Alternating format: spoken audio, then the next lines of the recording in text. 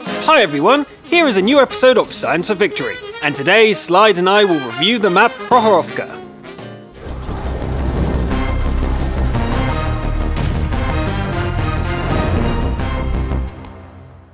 Regarding tactics, Prokhorovka is the simplest map for team battles. You don't need to learn numerous strategies to win here.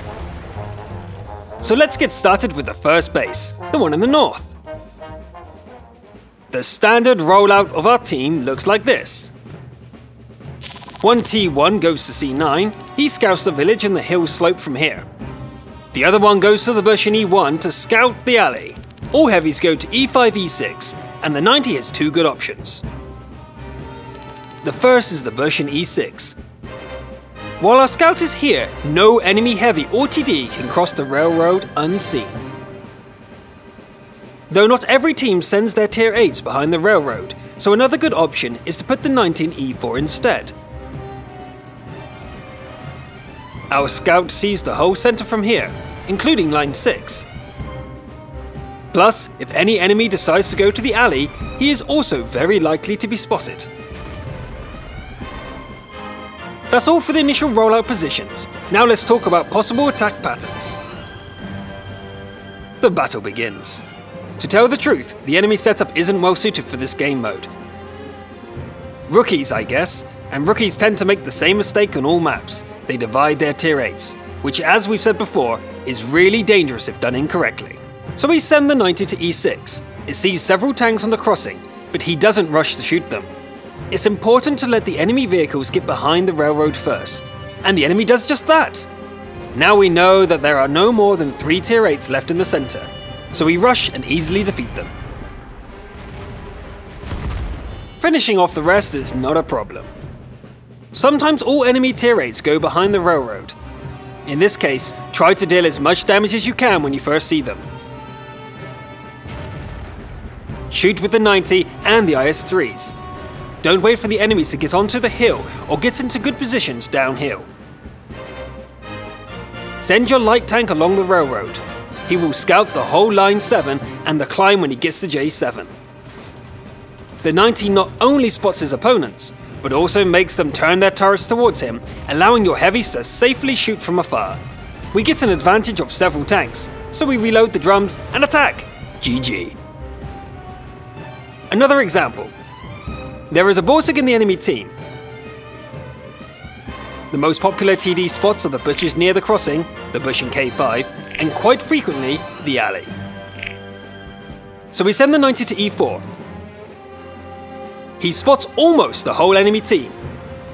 Do not pay attention to heavy tanks at this point. Do your best to kill the Borsig. No luck this battle, but no matter. We got very important info. The enemy divided their forces, so we need to rush them. Distracting the enemy with the 90 and rushing with heavies. IS-3s first, 5100s follow, while the 90 flanks. Once 4 enemy heavies are down, finishing the solo Borsig isn't hard. This example may make it look easy, but it's not. There's an important detail to remember. Our tank should not stay in the center on the high ground. You need to get to the lowland, close to the enemy heavies, so that the hill covers you from the TD. Don't forget this. Moving to the next example. If we play against 5 heavies, our rollout is the same. The 90 first provides recon from E4, but this time all opposing tier 8s go to the center. They have more durability and better guns. So it seems they're going for a rush, but we have a scout. It spots it early and gives us vision, even shoots a few times then hides to reload. While they are distracted, our IS-3s manage to take a shot at them. Thanks to early vision and good shooting, we got an advantage in durability and took away the enemy's will to rush. But it's not enough for the win. So we continue to scout with the 90, distract with the IS-3s, and cover with the 5100s.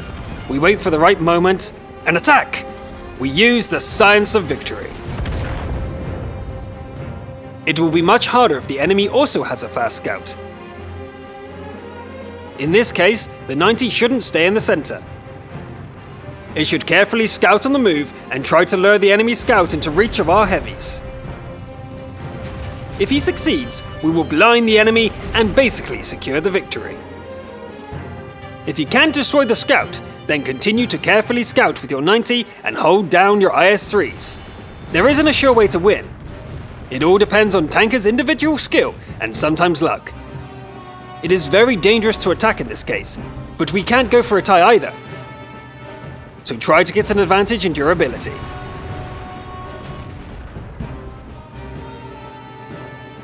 Good focus, good covering, and we get a hard-earned victory.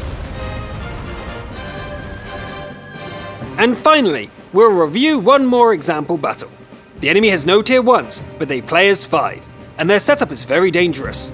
How can we pierce such a defense? It's important not to go all out. Your advantage is the tier 1s.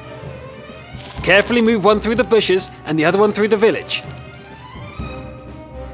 Ours daringly goes down the 7 line and proxies the enemies near the railroad. A couple of tanks cover him and the rest shoot at the revealed tanks. We swiftly kill the targets and don't even receive any damage in return. A good lesson for those who don't take tier 1s. Well, that's all for the North spawn. Not to forget the South one, we'll give a few words about it. The initial rollout from the second base is almost identical to the first. We send one tier 1 to the hill, the other to the bush in G2. The heavies follow lines 5 to 6. The 90 scouts the crossing from F6, or the alley and the center from F3 to F4. If we see the enemy has divided their forces, we rush a suitable direction. If not, the 90 scouts and the IS-3s hold down. As with the setup, playing from the bottom base is almost the same too, so we won't repeat ourselves and we'll just emphasize the main point. If you want to win on Prokhorovka, don't send your heavies over the crossing or to the alley. These are the mistakes of the initial rollout to avoid. They are seen very often, but experienced teams, like yours is now, will use this against them. That's all for today. If you like this series, check out the playlist for more Signs of Victory, and if you want us to make some more, like and subscribe so we know. See you!